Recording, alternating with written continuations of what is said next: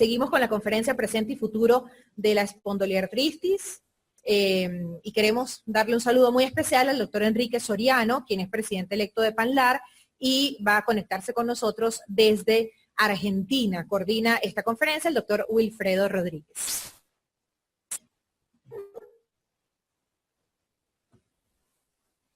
Buenos días, saludo a todos los colegas y amigos que están aquí presentes. El doctor Soriano es médico internista, reumatólogo de la Universidad de Buenos Aires, jefe de la unidad de reumatología del Hospital Italiano de Buenos Aires. Fue formado en el posgrado de la Universidad de Bath y Hospital Nacional Real para Enfermedades Reumáticas de Reino Unido. Es magíster en investigación clínica de la Universidad de Buenos Aires y recientemente en el último PANLAR realizado en Panamá fue electo como el próximo presidente de PANLAR. Con ustedes le voy a dejar para que nos hables de el presente y futuro de la espondiloartritis el doctor Enrique Soriano. Hola, bueno, buenos días a todos. Gracias, Wilfredo, por la presentación. En primer lugar, quiero agradecer a la Sociedad Venezolana de Reumatología por haberme invitado a participar en este importante simposio, fundamentalmente en el nombre de mi gran amiga Marisa Quintero, y bueno, a toda la sociedad por el gran empuje y el gran entusiasmo con que bueno, están apoyando el desarrollo de la reumatología en todo Latinoamérica y la gran participación que tiene la sociedad venezolana en PANLAR. Felicitarlos por este evento y agradecerles que me hayan invitado a participar. También al resto de las autoridades, al doctor Mario Bonuzzi, rector de la Universidad de los Andes, a Iván Stegman, también director de dicho centro, y bueno, un especial abrazo a Isaac Abadi, que fue el creador del centro, y bueno, muchas felicitaciones y muy interesante la conferencia. Yo me voy a referir entonces al presente y futuro de las espondiloartritis. Esta es mi declaración de conflicto de intereses. Básicamente estos son los tres puntos a los cuales me voy a referir. Uno es al diagnóstico y los criterios de clasificación, la SPA preclínica y el diagnóstico temprano, y la progresión radiológica como algunos de los puntos que me parece interesante para compartir sobre el presente y el futuro. Estoy yendo al diagnóstico y los criterios de clasificación. Ustedes conocen bien los criterios de clasificación del grupo ASAS de los últimos años, en los cuales uno podría hacer clasificar como espondiloartritis axial a partir de la presencia de manifestaciones clínicas, más la presencia del HLA-B27 o más la presencia de la sacroileitis en imágenes. Y básicamente, si vemos la parte derecha de la diapositiva, la sacroileitis en imágenes tiene como dos grandes divisiones. Una, la de la sacroileitis con el diagnóstico radiográfico definitivo de acuerdo a los criterios de Nueva York. Esto ustedes también lo conocen bien, los criterios de Nueva York. Está la clasificación básicamente de la sacroileitis en grado 0, 1, 2, 3 o 4, y para cumplir los criterios de Nueva York, una sacroileitis debe ser al menos grado 2 bilateral o grado 3 unilateral.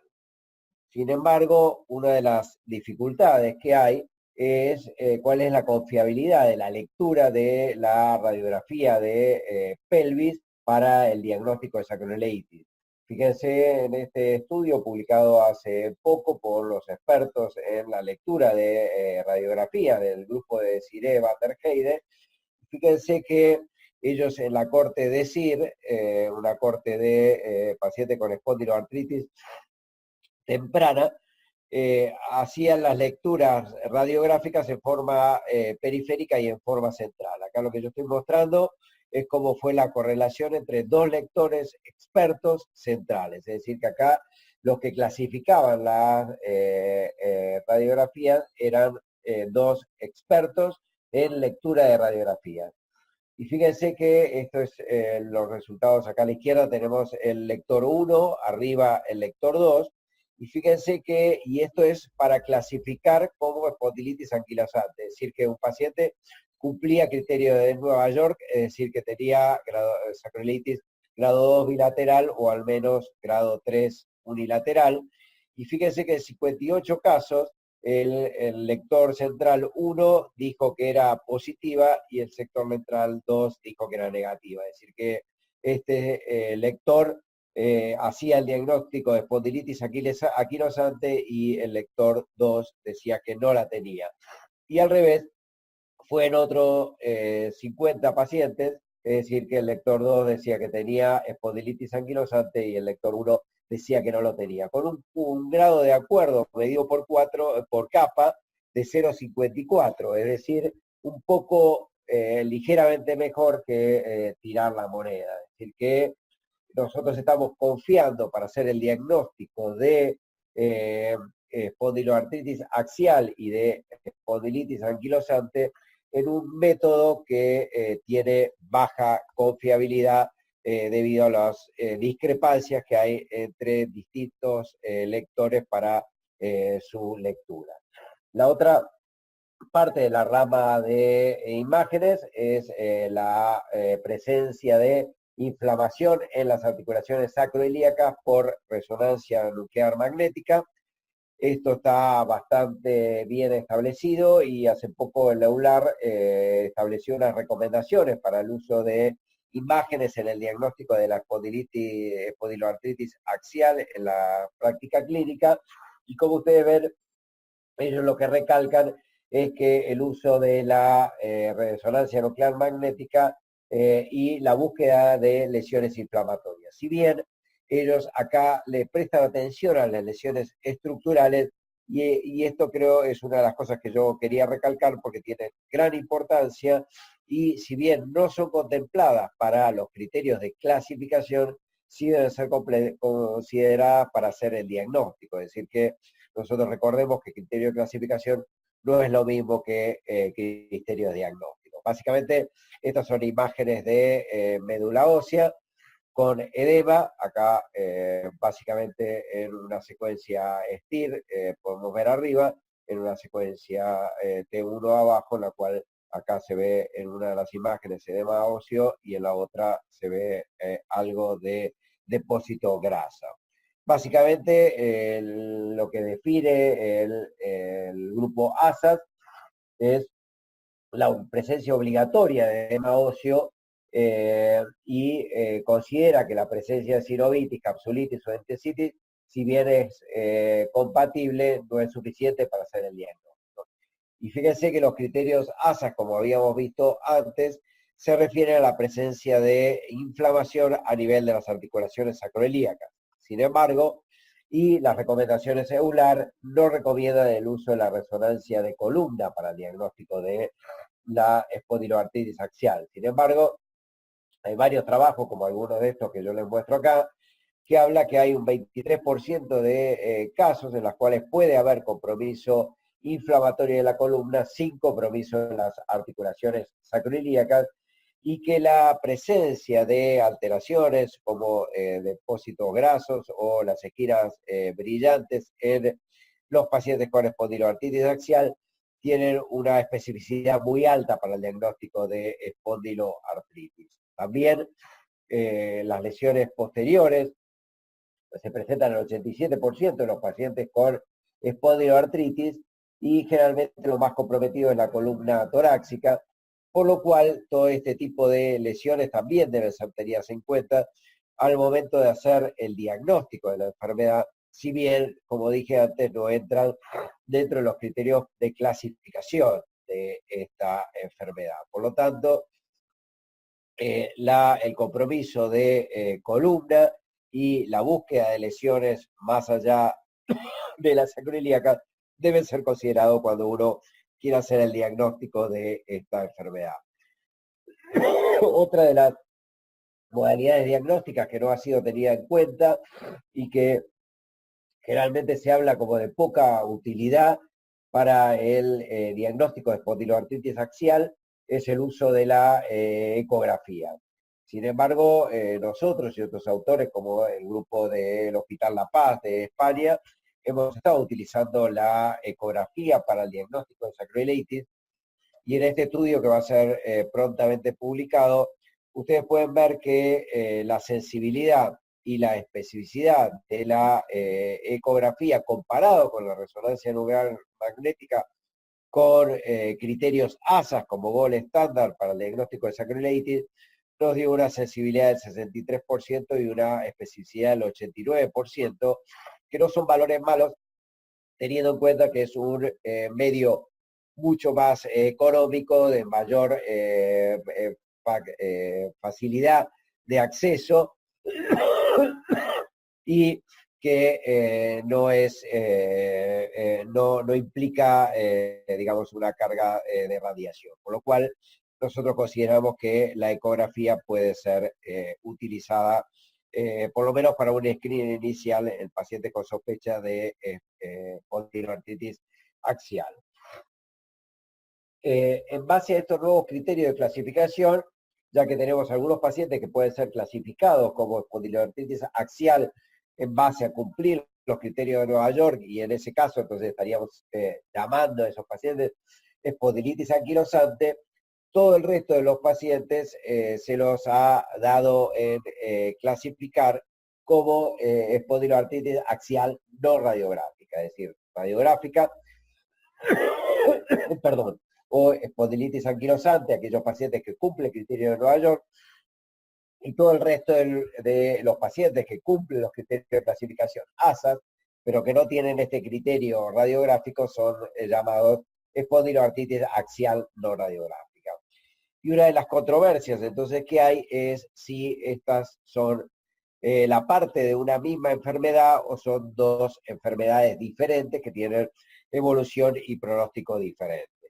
Básicamente, cuando uno mira cuál es el porcentaje de los pacientes que son clasificados como espondiloartritis axial no radiográfica y en los estudios viejos eran clasificados como espondiloartritis no diferenciada, y uno ve qué porcentaje de esos pacientes terminan teniendo una espondilitis anquilosante, podemos ver en este cuadro que hay una gran variación en los porcentajes, que van del 10 al 59%.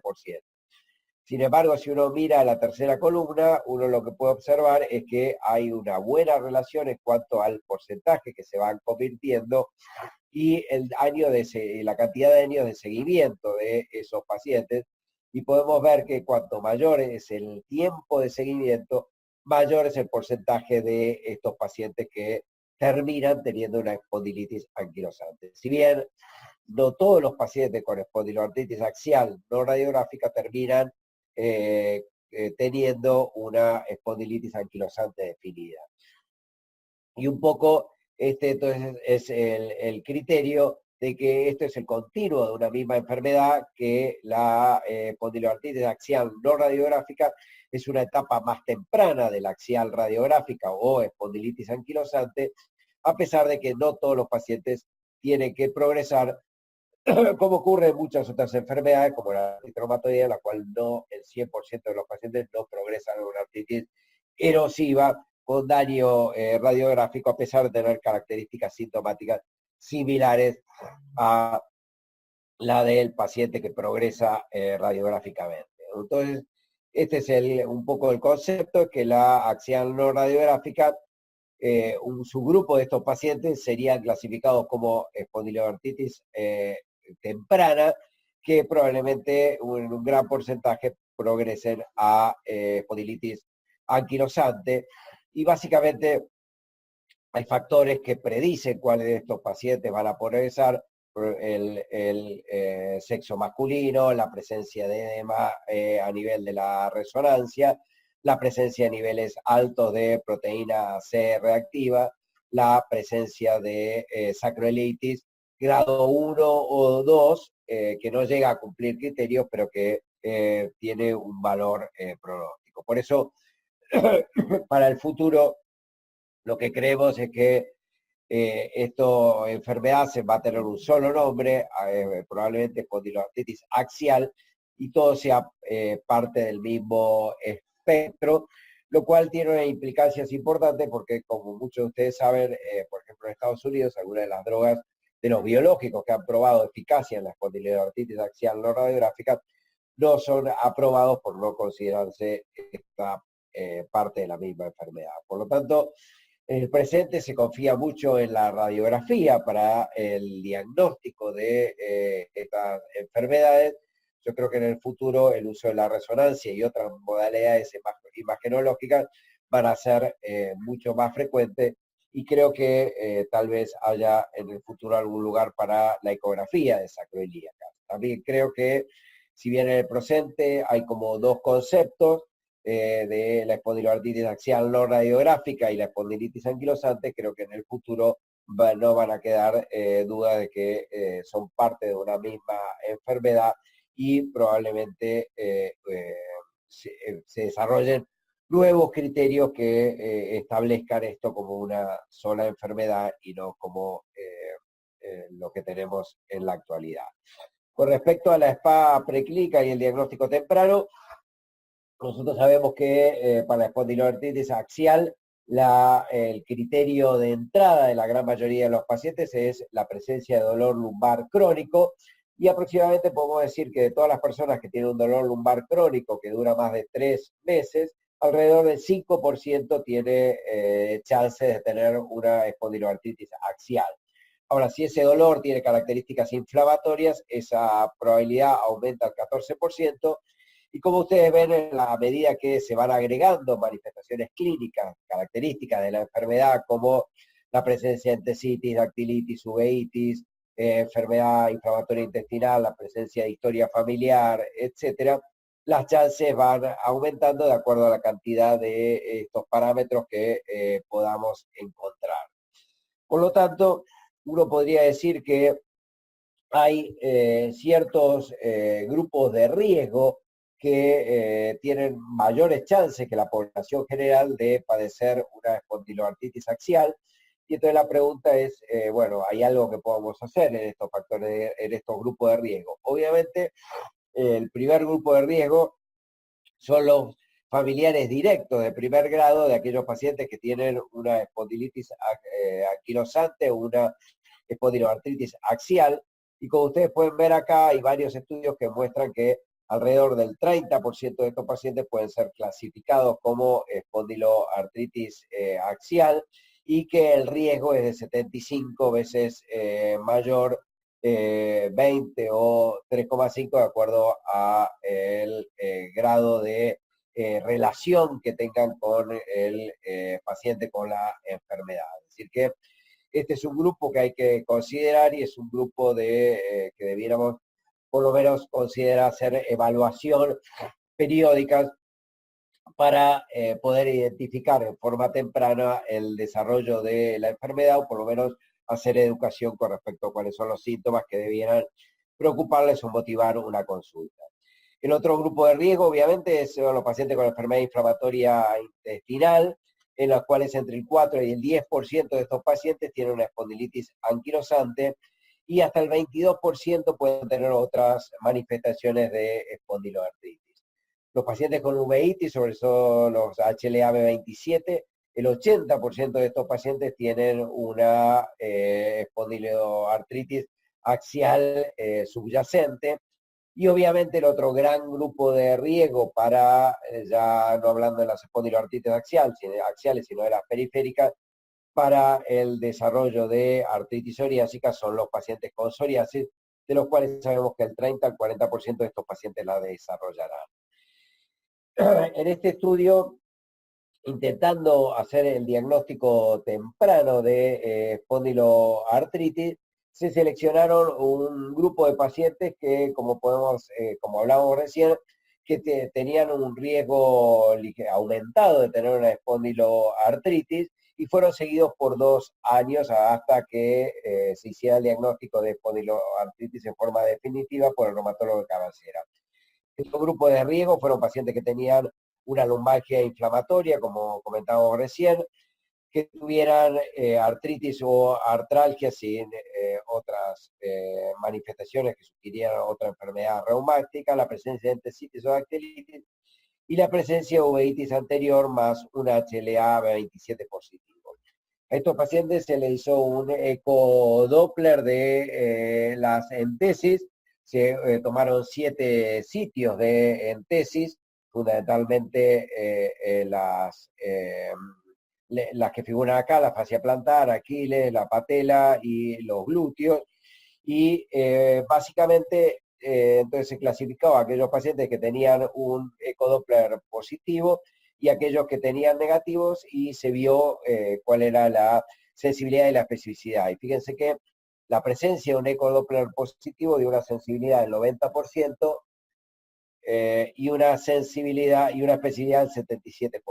De esta forma, entonces, bueno, este método diagnóstico permitía clasificar con una buena sensibilidad y una buena especificidad pacientes que tuvieran este criterio de que iban a desarrollar esta enfermedad.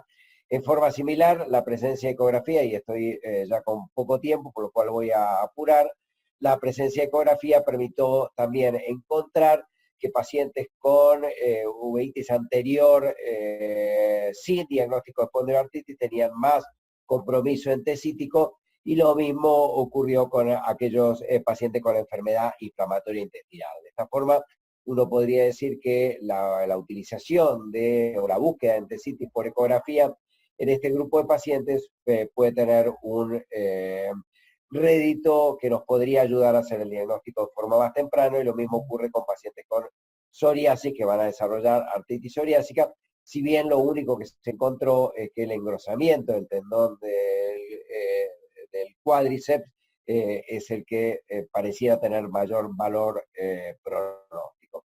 Nosotros también evaluamos la presencia de compromiso unguial y la asociación con entesitis, y encontramos que aquellos pacientes con compromiso unguial y entesitis tenían mayor, digamos, los pacientes con compromiso unguial tenían mayor entesitis. Básicamente, ¿se puede hacer algo en estos pacientes? Bueno, hay 2 estudios. Este estudio que fue presentado en el EULAR, en los cuales los pacientes con psoriasis que tenían entesitis por ecografía fueron divididos en 2 grupos. A un grupo se le dio ustekinumab, al otro grupo se lo siguió solamente, porque como digo, eran pacientes sin diagnóstico de artritis psoriásica, solamente psoriasis con entesitis ecográfica. Y fíjense que en forma interesante ellos encontraron que el tratamiento con ustekinumab hizo que solo el 11% de los pacientes desarrollaron una artritis psoriásica seguidos en un año, contra el 80% de los pacientes que fueron solamente seguidos. Este fue solo un estudio presentado con abstract, los valores son muy altos. Hay otros estudios como este que no han mostrado que el tratamiento con biológicos en pacientes con psoriasis prevenga la aparición de artritis psoriásica. Por lo tanto, el presente hay una gran demora en el diagnóstico y el diagnóstico se hace cuando la enfermedad está establecida. Yo creo que tenemos posibilidades de diagnóstico más temprano, identificación de marcadores en población de riesgo, ecografía y biomarcadores, y tal vez algún tratamiento preventivo en este paciente. En honor al tiempo, el tema de la progresión radiográfica lo vamos a dejar, y básicamente, bueno, yo creo que el futuro de las espondiloartritis es hoy. Hay muchas cosas por recorrer y hay muchas cosas que tenemos que seguir estudiando, pero me parece que es un campo muy interesante. Por último, quiero invitarlos a todos a el PANLAR. Bueno, ahí hay un error en la imagen, es del 7 al 10 de abril, perdón, este es un póster viejo, del 7 al 10 de abril de 2018 en Buenos Aires, Argentina. Quiero invitarlos a todos a participar del Congreso, 20º Congreso PANLAR, 75 aniversario de la Sociedad Argentina de Reumatología. Bueno, muchas gracias a todos.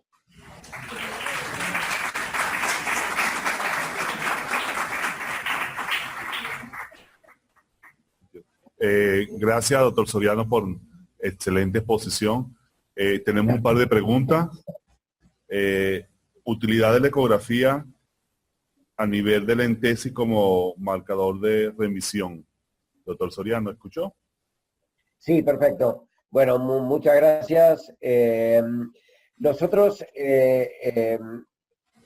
hemos hecho un estudio en el cual hemos encontrado que la ecografía en pacientes con artritis psoriásica, la presencia de sinovitis en pacientes que estaban en remisión por criterios clínicos, ya sea por criterio de minimal disease activity, por criterio de edad 28, por la opinión del reumatólogo, la presencia de sinovitis predecía el desarrollo de reactivación de esos pacientes, es decir, la pérdida de ese estado de remisión. No evaluamos la entesitis en este caso, pero sí hay estudios que muestran que la permanencia de entesitis hace que en general esos pacientes se reactiven, sobre todo si uno hace discontinuación del tratamiento. Por lo cual, una de las conductas que nosotros hacemos es en pacientes que están en remisión, si nosotros encontramos entesitis, remisión clínica, en general no escalamos el tratamiento, es decir, que no aumentamos el tratamiento, pero sí, si estaba en un proceso de discontinuación o espaciamiento, lo suspendemos por un tiempo. Gracias. Otra pregunta, doctor. ¿Cree que la ecografía sacroiliaca podría permitir el diagnóstico conclusivo en pacientes con espondiloartritis donde no se puede realizar resonancia magnética? Sí, nosotros en nuestras manos, sacando el paciente que es muy obeso, que no es lo más frecuente, paciente con espondiloartritis axial, en general ha tenido una muy buena sensibilidad y especificidad, no es un método difícil de aprender, así que yo creo que para nosotros es de grande utilidad y como yo dije, hay estudios que muestran muy buena correlación con la clínica y nosotros mostramos con la resonancia nuclear magnética, por lo cual a mí me parece que si uno no puede hacer una resonancia, me parece que es válido y yo estaría tranquilo en confirmar el diagnóstico, la sospecha clínica con la presencia ecográfica de SPLI. Y desde el punto de vista de futuro, ¿usted cree que podría ser la ecografía incluida como para formar parte del brazo o de estudios imaginológicos que se puedan realizar el paciente? Yo creo que lo veo difícil porque hablando, digamos, con muchos de los lo que digamos los popes de la ecografía mundial no creen en eso y creo que no van a creer por mucho tiempo, así que me parece que va a ser difícil que lo quieran incluir. Sin embargo, me parece que tal vez en algún momento se pueda considerar como un método de screening, es decir, que aquel paciente que tiene una ecografía negativa, seguro no le hago una resonancia. Si tiene una ecografía positiva, tal vez entonces ese paciente va a requerir una resonancia. Pero sí como método de screening le veo un gran futuro y no hace resonancia en aquellos que tienen una ecografía negativa. ¿Qué porcentaje de pacientes con espondiloartritis axial no radiográfica presentan una resonancia magnética normal? Y eso es variable según los distintos estudios, pero ahí hay un porcentaje importante y eso va a variar también de acuerdo a qué otras manifestaciones clínicas tenía el paciente y cuál es la localización del dolor. Como ustedes saben, hay alguna correlación entre la presencia de la localización del dolor y la presencia de manifestaciones en la imagen. Por lo cual, digamos, el porcentaje puede llegar hasta el 50% si ese paciente es por ejemplo, es una mujer que no tiene reactante de fase aguda elevado y tiene pocas manifestaciones adicionales, además del dolor lumbar inflamatorio, ¿no?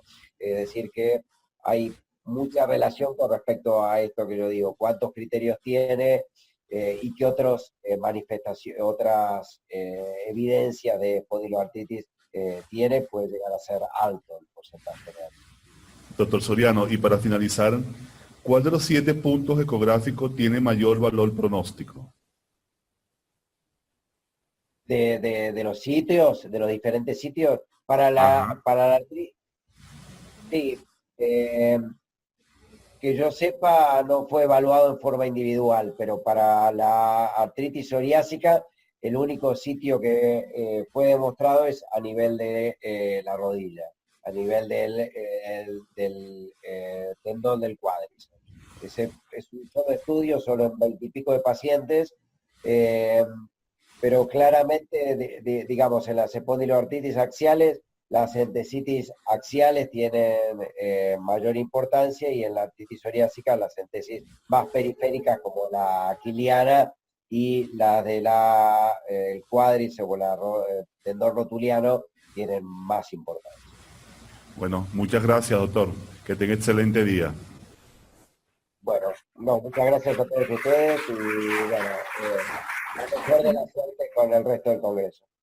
Muchas gracias al doctor Enrique Soriano, presidente electo de PANLAR. Te hacemos efectiva el propósito de poder estar con ustedes en el PANLAR 2018 en el mes de abril. Estamos haciendo todos los esfuerzos y estamos seguros que te acompañará a todos los colegas argentinos. Desde aquí, una nutrida delegación a pesar de todas las dificultades. Recibe un abrazo fraterno de toda la reumatología venezolana y gracias por apoyarnos en este evento.